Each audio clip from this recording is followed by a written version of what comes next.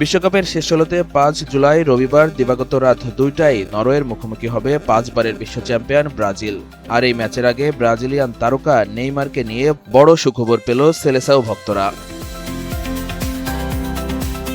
ব্রাজিলের প্রধান coach Carlo Ancelotti নিশ্চিত করেছেন যে নেইমার এখন পুরোপুরি ফিট এবং বিশ্বকাপে খেলার জন্য প্রস্তুত। তিনি জানান, সীমিত সময়ে মাঠে নামতে হয় ব্রাজিলের সর্বকালের সর্বোচ্চ গোলদাতা ক্রমেই হতাশ হয়ে উঠছেন। বদলি খেলোয়াড় হিসেবে নিজের ভূমিকায় নেইমার সন্তুষ্ট নন বলেও জানান তিনি। সঠিক প্যাড আর সঠিক তথ্য দিয়ে কেশু সামলে নিব এক হয়ে। Mona Lisa sanitary napkin. ডান পায়ের পেশিতে দীর্ঘদিনের চোট কাটিয়ে ওঠার পর নেইমার অবশেষে বিশ্বকাপে ব্রাজিলের হয়ে বড় ধরনের প্রভাব রাখার অপেক্ষায় আছেন।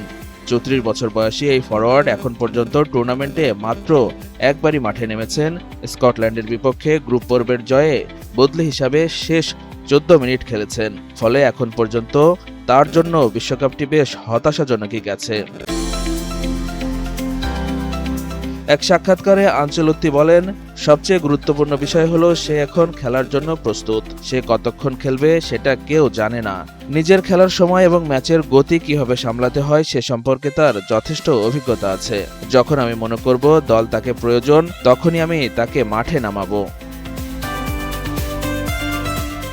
এরপর সাবেক রিয়াল মাদ্রিদ কোচকে প্রশ্ন করা হয়, নেইমার কি পুরো ৯০ মিনিট খেলার মতো শারীরিকভাবে সক্ষম? জবাবে তিনি বলেন, হ্যাঁ, সে ৯০ মিনিট খেলতে পারবে। নেইমারের প্রশংসা করে আনচেলোত্তি বলেন, তিনি অত্যন্ত ভদ্র, বন্ধুসুলভ এবং সতীর্থদের কাছে প্রিয় একজন খেলোয়াড়। এছাড়া দলে তিনি অত্যন্ত গুরুত্বপূর্ণ একজন ব্যক্তিত্ব। ব্রাজিলের কোচ বলেন, সে খুব ভালোভাবে অনুশীলন করছে। নেইমার অত্যন্ত সম্মান প্রদর্শনকারী, বন্ধুসুলভ এবং তার সতীর্থদের কাছে খুবই প্রিয়।